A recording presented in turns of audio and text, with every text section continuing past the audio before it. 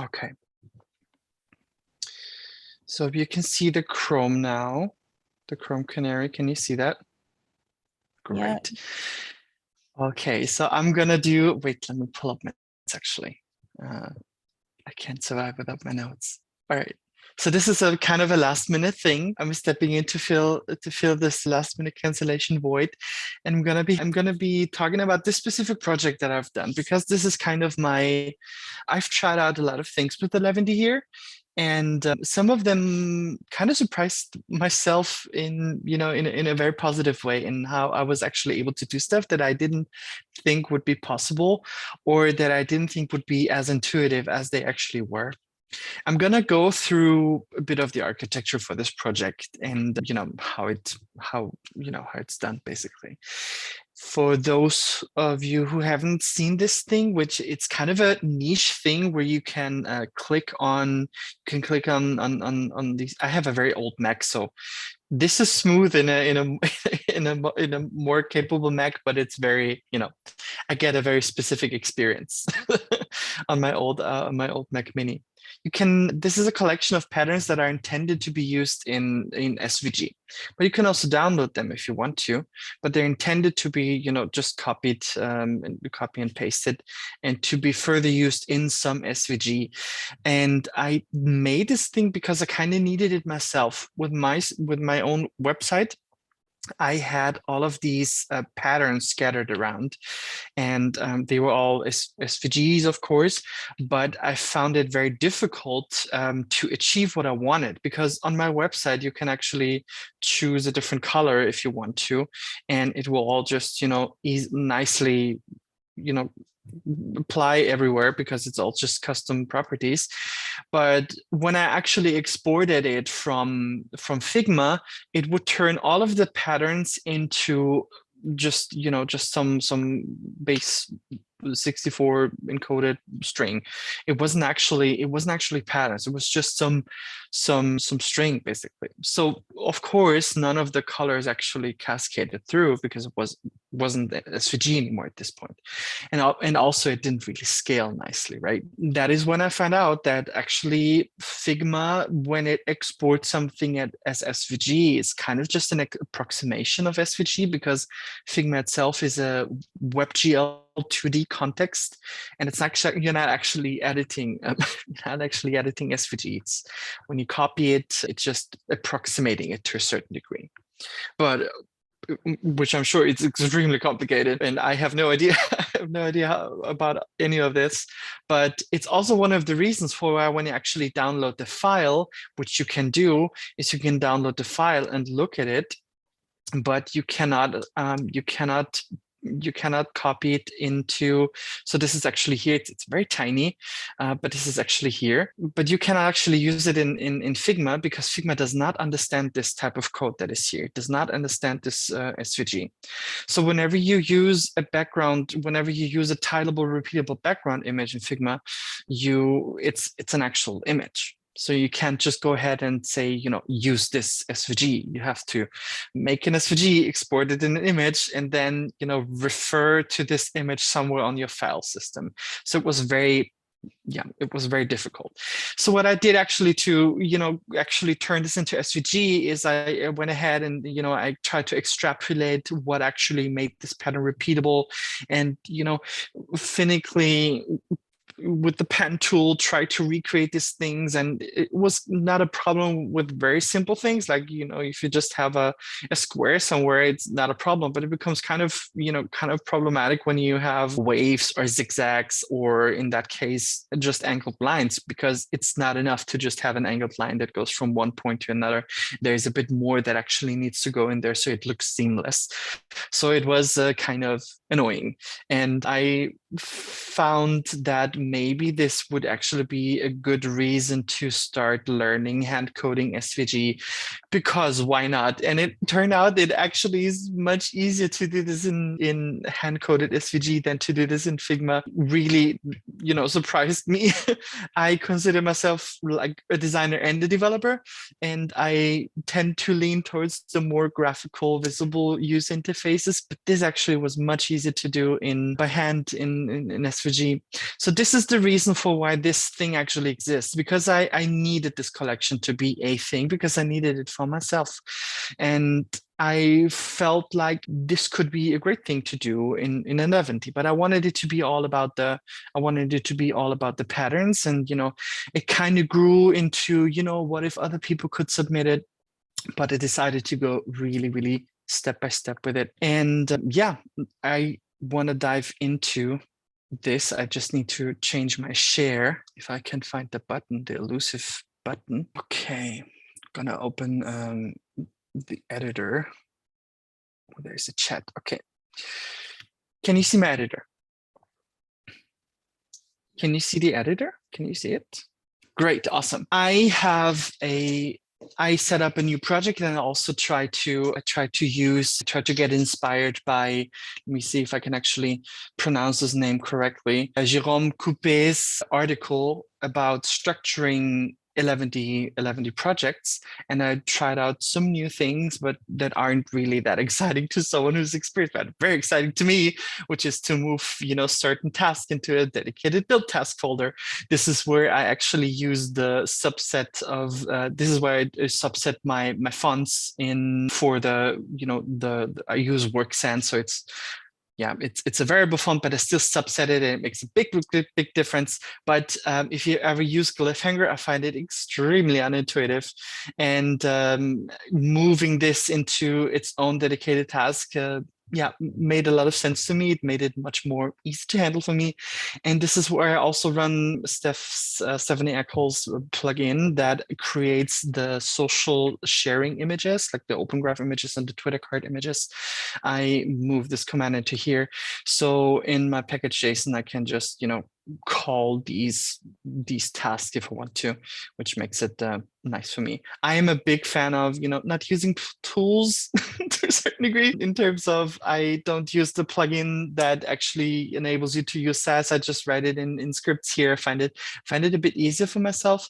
And so this is, it's very simple. I also, for some reason, really like the word dist for my site. So I don't use the site naming convention. I just use dist.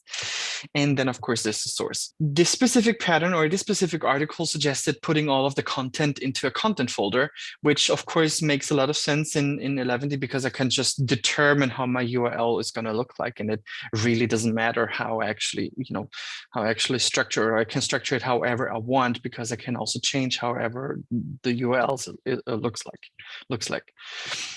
The core of all of this is that there's pages and there's patterns. There's also the API and the SVG is kind of a bit of a special thing, which kind of made this very interesting. But let's dive first into the pages themselves. So of course, there's the home page, and then there's the legal thing, which is required by Austria. Now I need to put it there, otherwise I'm going to get in trouble. And there's the credits. And there is the updates page. So the updates just shows updates, and the credits, it's a bit of a special page that makes more sense when we actually look into the patterns. This is how the patterns look like. They have a very simple URL. It's just going to be like 1, 2, 3, 5, 6, 7, but I needed them to be a bit more, I wanted them to be easily readable when I actually look at it, because I would spend a few hours actually coding these by hand. And I specifically decided to not go this route that many other pattern builders have, where you have a base pattern, but then you can change some variable or some setting, and it makes them, larger or smaller. Didn't want to do that. I wanted it to be really strictly copy and paste. And because I feel like there are a lot of other pattern builds already out there, so I felt like, why not do this, right? After all, I didn't build it for people, I built it for myself, and I just wanted this to be the case, right? Most of those files, most of those patterns contain very, very simple things. They have just this pattern element and the actual SVG code that makes the pattern, right? And interesting, I also needed that was not the case before, but at some point I actually extracted the size of the pattern into its own front matter value, because I actually need this specific value to do some calculations later on, which I'm going to show you. And I also put these categories there preemptively, because I want to make this, I want to, like when you open up a pattern single view, it's going to show you these as tags. And I intended this to be clickable at some point when serverless becomes more easily accessible. And that is not a case. So it's one of those updates that I'm planning to, just make it clickable and show me all of the other patterns that have lines there, right? Lines and directional. Yeah. So that's basically, and it's not very complicated. You have maybe a bit more complicated are zigzags, but it's very, like, if you understand SVG code, or if you played around with SVG code, it looks very intimidating at first, but actually makes a lot of sense. And I've started to really appreciate it, since now I'm actually playing around with Canvas and paint worklets for Houdini, and I much prefer this, which is not true for everyone, but I do prefer this one. Yeah, there is one thing that was very important to me, which is that a pattern can have a source, and that source consists of a person and a site. So URL where I actually, current color is a fallback value. Yes, exactly. So current color is whatever color is currently is coming from the inheritance, basically, right? So whatever color is currently the color value, right? Like the text color value. Yeah. And that was very important to me. It was very important to me that I would be, or other people would be able to add their own patterns here, and to have them not lose out on it, right? So whenever I, or this specific instance, that was the very first pattern that I looked up, and I needed some help. So I added the person in here. And when you actually open up this page, when you actually open up this single page view, it's gonna insert I need to go into layouts. It's going to insert a canonical link. So this was very simple for me to do. And I come from a background where whenever I needed anything dynamic, right? Whenever I need any form of control over my markup, I'm used to having to do PHP. But I don't have to do this anymore, because I can just do it in Eleventy, and it still feels like magic to me, right? Whenever I do this, I giggle like a little child, because I feel so powerful that I can actually do something as simple as this, but without having to use a web server. Yeah, it's just fun. And this was very important to me, because I did not want a person to feel like they are, because I have no control, basically. I do not have any control over whether people are actually liking this thing or not. So if things go good or bad, depending on how you view it, and this actually gets a lot of traffic, and Google starts to believe that, if you Google, I don't know, angle line SVG pattern, and you find this link, I didn't want a person to lose out on it. So whenever you actually add a pattern, whenever I actually add a pattern that has a source that is not, myself or the pattern itself, it's going to add this specific canonical link. One other thing that I also found super, super nice, because it was always so difficult to do anything remotely like this, was to have a collection of credits at a separate page, right? Instead of adding, if I would have had to do this in a different context, I would have had to add sources as their own collections and then cross-reference them. But instead, I can just go ahead in my pages on credits, and I can just use group by, which is, I am convinced, the most amazing filter I have ever seen in any language, because I can just pass some. So this group by filter, it filters whatever object is here, and you can just group it by, a property, which is fantastic. So this will just go ahead and, if a person has yes, this is built into nunchucks, right? So I'm a big fan of nunchucks, which my whole Eleventy story is basically like, Oh, hello, this is Nunchucks. I really like this. I want to use it for everything. And I love macros. So yeah, and this will go over anything, any credit, basically any person that is credited, and it will list all of the patterns that a person has submitted, and will also link to the original source in the credits. So this is nice. I don't have to think about this at all. And yeah, great. Yeah, there is one other thing that's interesting. I wanted to have the different favicons. So whenever you click on a single page or on a single pattern, it will actually update the favicon to be congruent with the single page. It sometimes looks a bit weird because the patterns are not uniform in size, right? So some patterns have 4 pixel values, some have an 8, sometimes even have a 24. So it looks a bit weird. And for this, I have this SVG folder, right? And in here, I have a favicons nunchuck, and I just create SVG files from within favicons, which this was also like a child giggling type of moment, because I felt like, I'm sure this cannot be possible, right? For like a few days ago, someone did something similar, but with a PDF. And I feel, if I remember, I think it needed to be some other thing needed to be present for this to work. But still, it still amazes me that I can just write .svg and it will actually create an SVG file. And here I needed to repeat myself all the time, and the specific, like the favicon also has a bit of padding, right? So I needed the size to be available in here, which is the reason for why every single pattern actually exposes to a certain degree its size in the front matter, so that I can use it here without having to repeat myself. Plus, I might have a pattern, because the patterns are not uniform in size, right? So the patterns are, sometimes they're 4, they're 8, they're 12. And what I did originally is I just had something here, right? I had like 24, 24, 24, and some patterns would not look repeatable. So the favicon looked really strange and odd. So I felt like, well, if I just take the original size and just multiply it every time, it's gonna look right-ish, ish. And that was kind of the case. So this is better than it was before. It's not optimal, because if you have a very large pattern, for example, like a 16 by 16 pattern, it's gonna be a bit odd, or even worse with the 24, 24, it's not gonna look that nice. But still, it does the thing, and it's completely automatic. And this is where I just, cut there's some form of figure of speech in English. I cut something, and I don't know, do you say cut the mustard or something? It's like, I'm okay here. It does like 90% what I want to do, and it doesn't need to be perfect. I'm fine with this.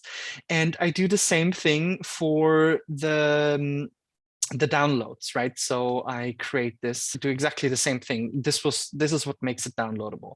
But the big difference here is that, usually I just have the pattern itself, but here I'm creating actual SVG that you can actually render and use, because a patterns element goes into the defs and isn't actually visible. And then you refer to it by this. Yeah. So this was SVGs and patterns themselves. And then I found a great, I think this is the post that actually inspired me or made me aware that this is actually possible, was a post by Sia, where she demonstrated that. I think she made some interface, and then she wrote, but I actually do need to have this data available in JavaScript as an API. So I can just make Eleventy do this.